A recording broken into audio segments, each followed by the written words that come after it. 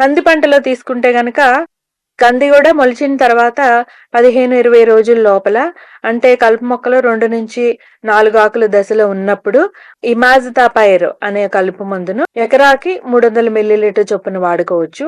దీనివలన ఎక్కువగా వెడల్పాకు కలుపు మొక్కలనేవి చనిపోతాయి.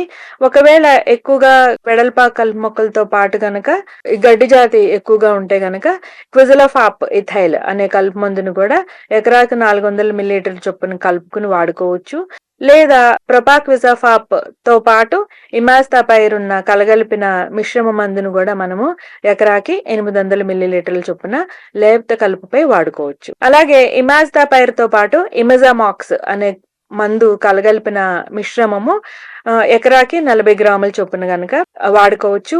ఈ కలుపు మందుల్లో ఏదో ఒకటి మనం వాడుకుంటే గనక లేతగా ఉన్నప్పుడు కలుపు అనేది చనిపోతుంది. ఒకవేళ కంది పంట కూడా మనకి లేత దశలో వాడుకోలేనప్పుడు, కంది ముదిరినప్పుడు, కలుపు ముదిరినప్పుడు, కంది వరుసలు మధ్య దూరం ఎక్కువగా ఉంటుంది కాబట్టి మళ్ళీ 50-60 రోజుల లోపల మళ్ళీ కలుపు పుట్టినప్పుడు కూడా మనము వాడుకోవచ్చు. అందులో గ్లూఫోజినేట్ అమ్మోనియం గాని లేదా పారాక్వాట్ గాని లీటర్ నీటికి 5 మిల్లీలీటర్ల చొప్పున గనక కలుపుకుని కంది వరుసల మీద పడకుండా స్ప్రేయర్ నాజిల్ కి డోమ్ను అమర్చుకుని కలుపు మీద మాత్రమే పడేటట్టు గాలి వేగం తక్కువగా ఉన్నప్పుడు గనక పిచికారీ చేసుకుంటే ఈ ముదురు కలుపు కూడా చనిపోతుంది. ఈ విధంగా మనము కలుపు నుంచి విముక్తిని పొందొచ్చు.